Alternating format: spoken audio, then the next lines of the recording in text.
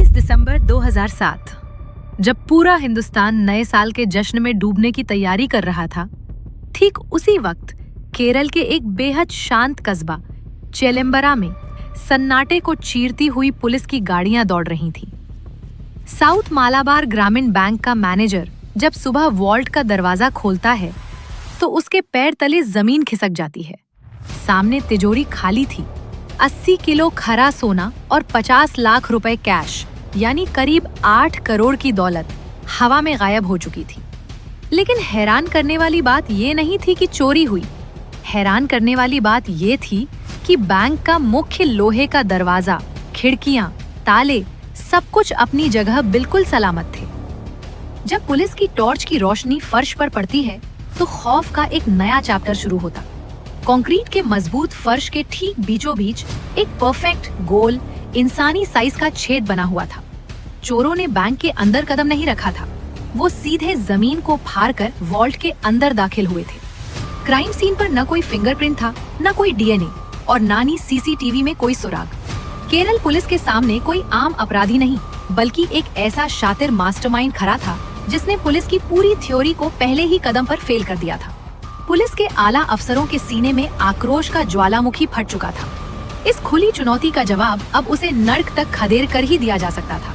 आज के इस वीडियो में हम उसी खूंखार और दिमागी जंग को डिकोड करेंगे, जहां एक विलेन ने बॉलीवुड की फिल्म को अपना हथियार बनाया और पुलिस ने 25 लाख मोबाइलों के समंदर को चीरकर उसका शिकार किया। इस असंभव चोरी की बुनियाद ठीक 4 महीने पहले रखी जा चुकी थी।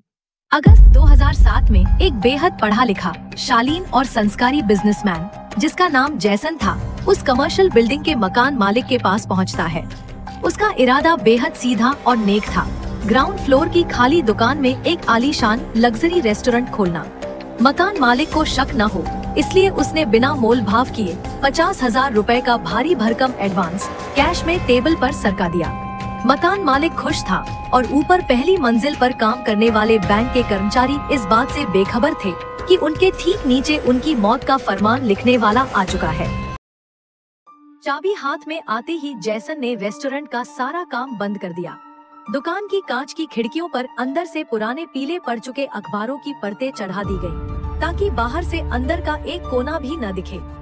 बाहर दुनिया को लग रहा था कि अंदर इंटीरियर का काम चल रहा है, लेकिन अंदर वह जगह एक बेहद खुफिया टेक्निकल वॉर जोन बन चुकी थी। जैसन का असली नाम था वानियाम पुराक्कल जोसेफ। उसने दुकान के अंदर heavy duty cutter, iron rods और हाई पावर इलेक्ट्रिक ड्रिल मशीनें इंस्टॉल कर दी थी।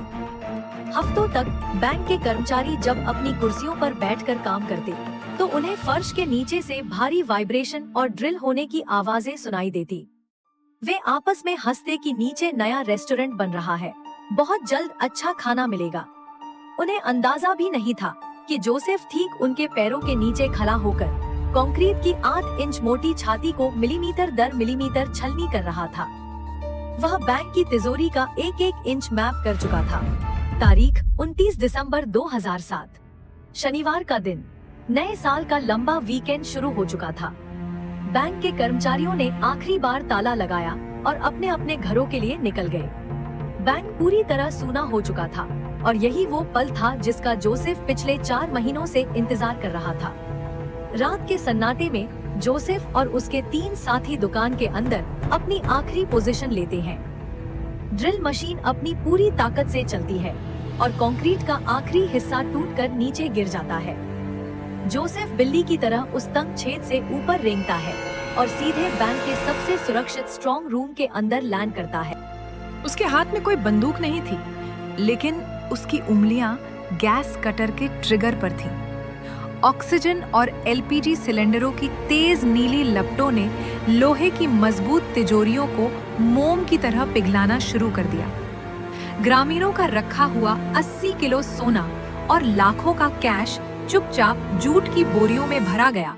उन्हें वापस छेद के रास्ते नीचे उतारा गया और पीछे की अंधेरी गली में खड़ी एक गाड़ी में लोड कर दिया गया। रविवार की सुबह होने से पहले वो लोग हवा में विलीन हो चुके थे। लेकिन जोसेफ सिर्फ सोना लेकर नहीं भागा था। उसने पुलिस के दिमाग से खेलने के लिए एक खौफनाक जाल पीछे छोड़ दिया था।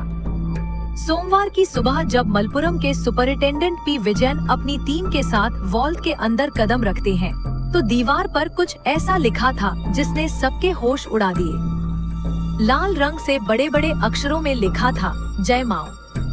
साथ ही फर्श पर कुछ नक्सली और उग्रवादी विचारधारा की किताबें बिखरी पड़ी थी। पूरे महकमे में हड़कंप मच गया। ऐसा लगा कि यह किसी बड़े उग्रवादी संगठन की साजिश है। पुलिस की गाड़ियां जंगलों की तरफ दौड़ पड़ी, लेकिन जोसेफ जानता था कि पुलिस सिर्फ दीवारें नहीं देखेगी, वो मोबाइल टावर भी खंगालेगी। और यहीं पर उसने अपना सबसे बड़ा तुरुप का इक्का चला। जोसेफ ने महीनों पहले फर्जी नामों पर दर्जनों क्लोन सिम कार्ड और सस्ते मोबाइल खरीदे थे। चोरी खत्म होते ही उसके साथियों ने उन मोबाइलों को लिया और देश के 3 अलग अलग कोनों की तरफ जाने वाली ट्रेनों में बैठ गए, चेन्नई, बेंगलोर और हैदराबाद। और ठीक एक ही घंटे में उन सब ने अपने फोन ऑन किए। साइबर सेल की स्क्रीन पर अचानक सिग्नल्स की बार आ गई। पुलिस के एनालिस्ट हैरान थे। ऐसा लग रहा था कि पूरा गैंग देश के अलग अलग राज्यों में एक साथ भाग रहा है। दिल्ली से लेकर आंध्र प्रदेश तक रेड अलर्ट जारी हो गया।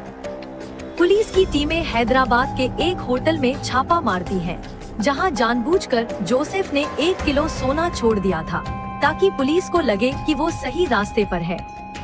पुलिस भूतों की तरह उन फर्जी सिग्नल्स के पीछे भाग रही थी और जोसेफ अपने घर में बैठकर न्यूज पर पुलिस की इस बेबसी का मजा ले रहा था। हफ्तों की दौड़भाग के बाद एसपी विजयन का माथा ठनका। उन्होंने अपनी टीम को रोका और कहा, यहाँ उग्रवादियों का काम नहीं है। नक्सली तभी इतनी टेक्निकल सफाई से बिना कोई खून बहाए ऐसी डकैती नहीं करते। हमारे साथ कोई माइंड गेम खेल रहा है। उन्होंने तय किया कि वो उन सुरागों के पीछे नहीं भागेंगे जो चोरों ने उनके लिए छोड़े हैं। उन्होंने खेल का मैदान बदल दिया। केरल पुलिस के साइबर सेल ने आदेश दिया कि चोरी वाले उस पूरे वीकेंड के दौरान चेलेम्बरा मोबाइल टावर से जितने भी सिग्नल्स गुजरे हैं, उन सब का पूरा कच्चा चिट्ठा निकाला जाए। स्क्रीन पर काउंटर तेजी से बढ़ा। 5 लाख, 10 लाख, 20 लाख और आखिरकार कुल 25 लाख फोन कॉल्स का डेटा पुलिस के सामने था। यह डेटा का एक ऐसा सुलगता हुआ नर्क था जिसमें से सुई ढूंढना नामुमकिन था। लेकिन पुलिस की साइबर टीम भी डटी रही। उन्होंने पहला फिल्टर लगाया, स्थानीय निवासियों के नंबर हटाओ। दूसरा फिल्टर, रोजाना आने जाने वालों के नंबर हटाओ। तभी 25 लाख नंबरों की उस राख के ढेर में से एक अंगारा चमका। एक ऐसा सिम कार्ड जिसका कोई सरकारी रिकॉर्ड नहीं था। वह पूरे वीकेंड में सिर्फ कुछ मिनटों के लिए ऑन हुआ था और उससे सिर्फ एक कॉल की गई थी। वह कॉल किसी उग्रवादी को नहीं, किसी दूसरे राज्य में नहीं, बल्कि केरल के ही कोझिकोड के एक साधारण से मकान के लैंडलाइन नंबर पर की गई थी। मास्टरमाइंड ने अपनी पूरी जिंदगी की सबसे बड़ी गलती कर दी थी। 27 फरवरी 2008, कोझिकोड का एक बेहद शांत इलाका।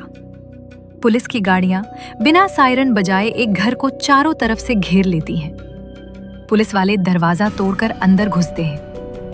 उन्हें लगा था कि अंदर हथियारों से लैस कोई खूंखार इंटरनेशनल गैंग होगा, लेकिन अंदर का मंजर देखकर खुद पुलिस वाले चौंक गए। सामने डाइनिंग टेबल पर एक बेहद शांत आदमी बैठा था, जिसके चेहरे पर न कोई डर था न कोई हड़बड़ाहट। और जब पुलिस ने उस घर के फर्श के लकड़ी के तख्तों को उखाड़ा तो नीचे बोरियों में भरा 80% सोना और कैश बिल्कुल सुरक्षित बरामद हो गया। वो आदमी कोई और नहीं, खुद जोसेफ था। इंटेरोगेशन रूम की मध्यम रोशनी में जब एसपी विजयन ने उससे पूछा कि तुम्हें ये ट्रेनिंग किसने दी, कौन सा अंडरवर्ल्ड डॉन तुम्हारा आका है, तो जोसेफ ने सिर उठाया, पुलिस की आंखों में देखा और एक ऐसा सच उगला जिसने पूरे देश की मीडिया में सनसनी मचा दी। जोसेफ ने कबूल किया कि उसने बॉलीवुड की ब्लॉकबस्टर फिल्म धूम को सिनेमा हॉल में 1 या 2 बार नहीं बल्कि दर्जनों बार देखा था। वो थिएटर में पॉपकॉर्न खाने नहीं जाता था, वो बकायदा एक नोटबुक लेकर जाता था। उसने नोट किया कि फिल्म में जॉन अब्राहम और ऋतिक रोशन ने चोरियों के दौरान कहां-कहां गलतियां की थी, जिसकी वजह से पुलिस उन तक पहुंच सकती थी। उसने उन सभी गलतियों को सुधारा, अपना खुद का एक रियल लाइफ अपग्रेड तैयार किया और उसे जमीन पर उतार दिया। जोसेफ ने फिल्म की हर स्क्रिप्टेड गलती को तो ठीक कर दिया था, लेकिन वो एक बुनियादी बात भूल गया। फिल्में डायरेक्टर की लिखी स्क्रिप्ट पर चलती हैं, लेकिन असल जिंदगी डिजिटल डेटा और पुलिस के जाबाज हौसलों पर चलती है। और इसी डिजिटल डेटा की एक छोटी सी बीप ने हिंदुस्तान के सबसे शातिर धूम कॉपीकैट को हमेशा के लिए सलाखों के पीछे पहुंचा दिया। अगर केरल पुलिस की इस सूझबूझ और जाबाजी ने आपका भी सीना गर्व से चौड़ा कर दिया है, तो इस वीडियो को लाइक और चैनल को सब्सक्राइब जरूर कीजिएगा। जय हिंद, वंदे मातरम।